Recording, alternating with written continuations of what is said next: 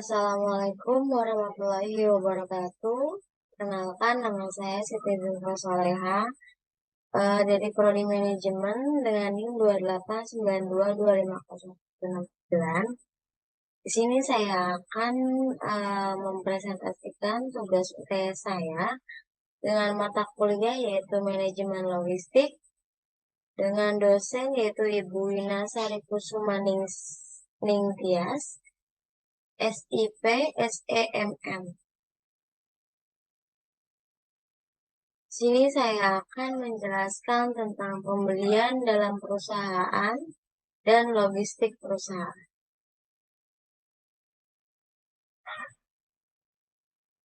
Pembelian dalam perusahaan. Pembelian atau purchasing adalah kegiatan penting dalam berbagai bentuk organisasi, baik manufaktur, non-manufaktur, berorientasi laba, nirlaba, maupun sektor pemerintahan. Bagian pembelian tanggung jawab untuk memperoleh barang dan jasa yang dibutuhkan pada waktu yang tepat dengan kualitas sesuai persyaratan dan dengan biaya total minimum. Tujuan pembelian. Di sini ada biaya minimum. Tujuan utama pembelian adalah memperoleh barang dan jasa dengan biaya total minimum. Pasokan konsisten.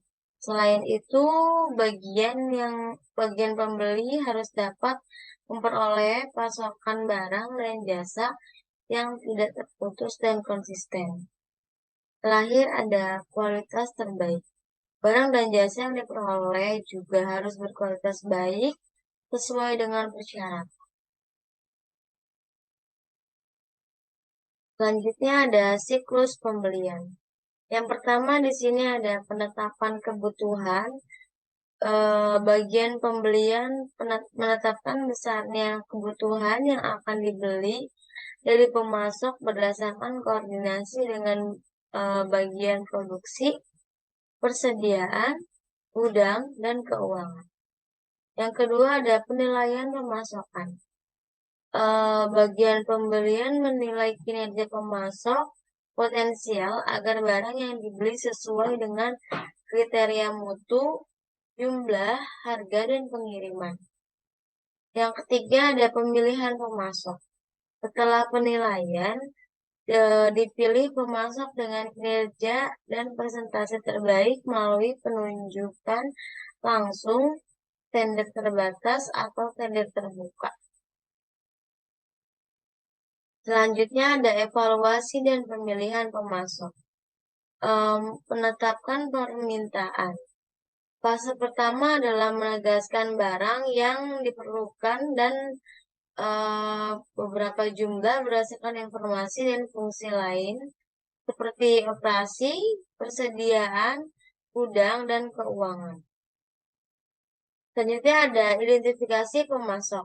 Fase kedua adalah mengidentifikasi pemasok potensial berdasarkan informasi kebutuhan, lalu mengumumkan rencana pembeli atau mengundang pemasok yang sesuai.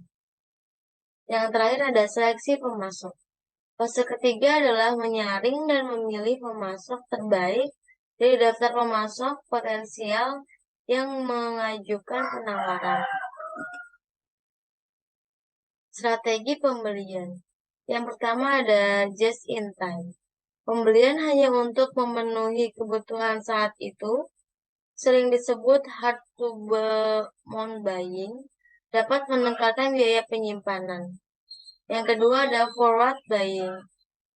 Pembelian dilakukan karena mengharapkan kenaikan harga di masa depan.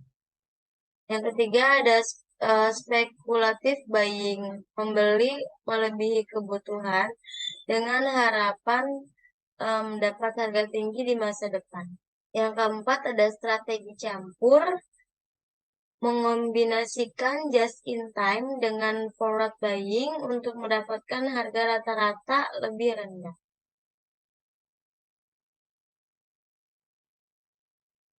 Peran bagian pembelian. Yang pertama ada komunikasi.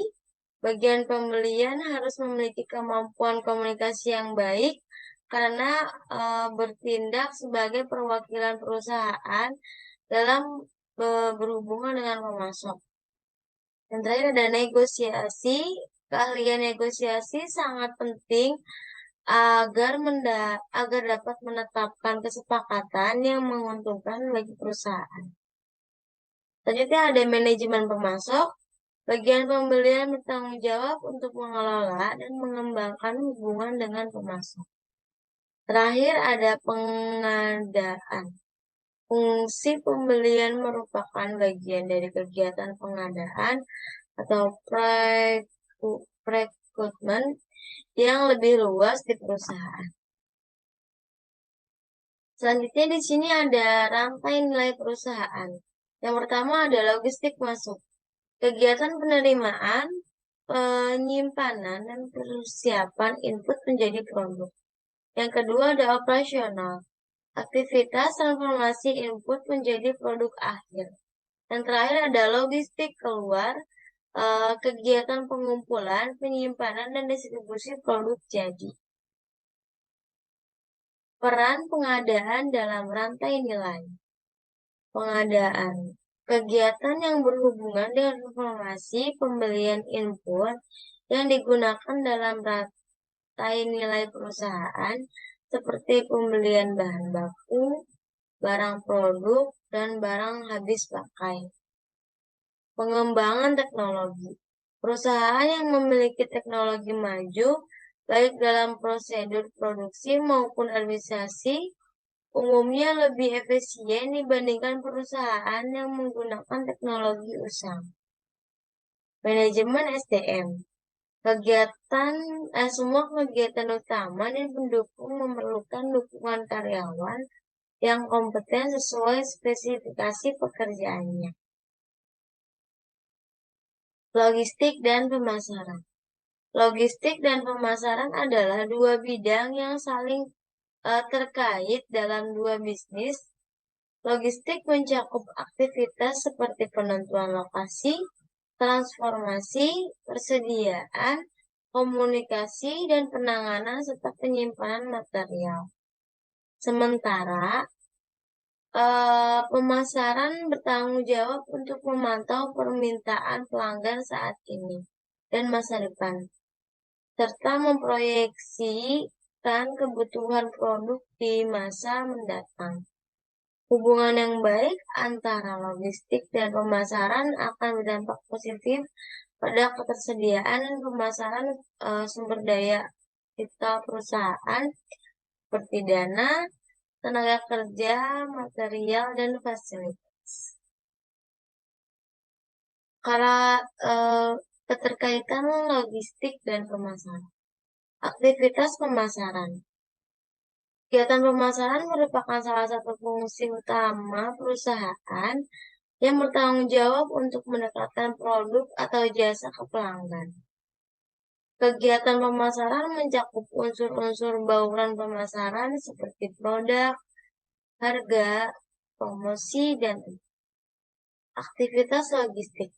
Aktivitas logistik terdiri dari aktivitas kunci atau standarisasi, layanan pelanggan, transportasi, persediaan, dan pemrosesan pemesanan, serta aktivitas pendukung atau pengundang, penanganan material, pembelian, pemeliharaan informasi, dan kemasan pelindung.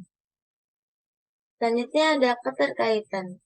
Logistik dan pemasaran saling terkait dalam memenuhi kebutuhan pelanggan.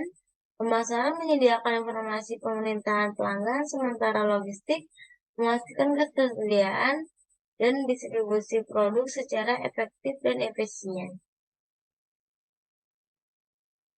Komunikasi dalam pemasaran. Yang pertama ada arus komunikasi. Komunikasi dalam pemasaran dapat mengalir dalam berbagai arah seperti ke bawah, ke atas, horizontal, diagonal, dan melingkar. Yang kedua ada hambatan komunikasi. Komunikasi dapat terhambat oleh berbagai faktor seperti perbedaan persepsi, gangguan lingkungan, dan penggunaan bahasa yang tidak jelas. Yang ketiga ada mengatasi hambatan.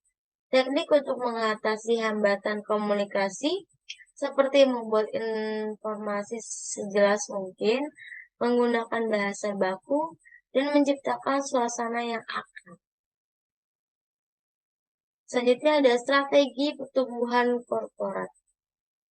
Strategi pertumbuhan yang berorientasi pada upaya mencapai pertumbuhan kinerja seperti tingkat penjualan, laba, dan pangsa pasar. Strategi stabilitas. Strategi perusahaan yang berorientasi pada menjaga stabilitas dan menghindari penurunan kinerja. Dan terakhir ada strategi pembaharuan. Strategi perusahaan yang fokus pada membalikan kinerja yang cenderung menurun ke kondisi yang lebih baik. Strategi konsentrasi. Yang pertama ada pengembangan pasar. Strategi memasarkan produk yang ada di pasar baru. Yang kedua ada diversifikasi produk pasar. Strategi mengembangkan produk baru dan memasarkan di pasar baru. Yang ketiga ada penetrasi pasar. Strategi memasarkan produk yang dimiliki saat ini di pasar yang sama. Yang keempat ada pengembangan produk atau strategi mengembangkan produk baru dan memasarkan di pasar lama. Peran logistik dan strategi pertumbuhan. Menjaga mutu, logistik berperan dalam menjaga mutu produk agar tetap terjaga saat perusahaan menetapkan strategi pertumbuhan. Menjaga harga pesaing. Logistik membantu menjaga harga produk tetap saing saat perusahaan menetapkan strategi pertumbuhan. Pengiriman cepat. Logistik memastikan produk yang cepat saat perusahaan menerapkan strategi pertumbuhan. Tahap siklus hidup produk. Yang pertama ada pengenalan atau tahapan awal produk masuk ke pasar. Yang kedua ada pertumbuhan atau tahapan produk mengalami pertumbuhan penjualan. Yang ketiga ada kedewasaan atau tahap produk mencapai puncak kinerja. Yang terakhir ada penurunan atau tahap produk mengalami penurunan penjualan. Selanjutnya ada strategi logistik untuk tahapan kedewasaan. Di sini ada mutu produk atau harus dijaga dan ditingkatkan. Harga harus bersaing bahkan lebih rendah dari pesaing. Waktu pengiriman harus lebih cepat untuk menghindari penurunan. Pada tahap kedewasaan, perusahaan harus mempertahankan kinerja logistik dengan menjaga mutu produk, menetapkan harga saing, dan memastikan waktu pengiriman yang cepat. Hal ini dilakukan untuk mempertahankan posisi perusahaan di pasar untuk menghindari penurunan kinerja.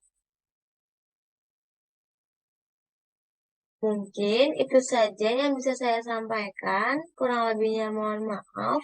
Wabillahi taufiq wal hidayah. Wassalamualaikum warahmatullahi wabarakatuh.